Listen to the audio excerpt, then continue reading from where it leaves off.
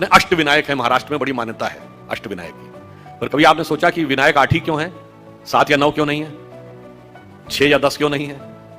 हमारे यहां कोई भी चीज बगैर कारण के नहीं है, बगैर तर्क के नहीं है। अच्छा, कभी आपने सोचा कि भगवान गणेश का शरीर मनुष्य का है और सर हाथी का क्यों है? और उनका सर काटा क्यों गया? सर हाथी का क्यों है, सवारी चूहे की क्यों है? दोनों में बहुत विरोधाभास नजर आता है ना। और उसके बाद यदि हाथी का सर है तो उनको एक दंत क्यों कहा गया? हाथी के तो 2 दांत होते हैं, तो फिर एक ही दांत क्यों है? और अगर एक ही दांत रहना था तो एक ही दांत होना चाहिए था उनकी मूर्ति में, वो दूसरा दांत टूटा हुआ क्यों है? और बल्कि जो आप वास्तविक मूर्ति देखते हैं उसमें टूटा हुआ दांत एक हाथ में पकड़ रखा उन्होंने। कभी आपने विचार किया कि ये क्यों है? इसमें से कुछ भी कहानी नहीं है, कुछ भी कल्पना नहीं है। और गणेश जी किसके देवता हैं? रिद्धि और सिद्धि के देवता हैं, यानी संपूर्ण सिद्धियां गणपति की आराधना से मिलती हैं। और गणेश जी पुत्र किसके हैं? शिव पार्वती के। और शिव ने ही सारे आगम ग्रंथ दिए हैं, यानी जिसको आप कहते हैं ना, आपकी चेतना के जागरण के सारे स्वरूप भगवान शिव ने दिए हैं। अब समझिए गणपति के सारे जो स्वरूप हैं इनका अर्थ और तात्पर्य क्या है। देखिए, भगवान गणेश का वह स्वरूप हमारे अंदर की जो वास्तविक चैतन्य ऊर्जा होती है उसके उत्थान की वह प्रक्रिया को प्रतीक रूप में दिखा रहा है। सबसे पहले सर कटना किस लिए जरूरी है?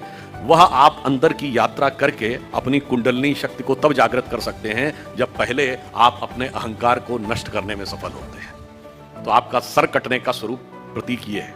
दूसरा, हाथी का ही सर क्यों है? क्योंकि हाथी की जो सूंड है, और आपने देखा होगा हमेशा गणपति की सूंड इस दिशा में यूं है, कभी ऐसे नहीं है। क्यों?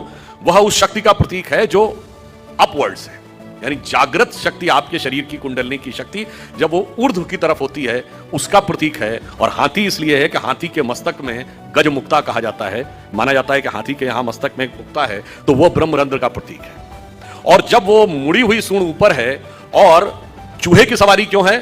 क्योंकि चूहा जमीन के अंदर जाकर अपना बिल बनाता है। तो जब आप एकाग्र चित्त होकर अपने अंदर की यात्रा में उतरते हैं तभी जाके आप इस शक्ति को पहचान पाते हैं और उस शक्ति को ऊपर उठाने का सामर्थ्य पा पाते हैं। 8 ही विनायक क्यों हैं? क्योंकि 8 चक्र हैं, मूलाधार, स्वाधिष्ठान, अनाहत, आज्ञा, विशुद्ध चक्र और ब्रह्मरंध्र। और अब एक ही दांत क्यों है?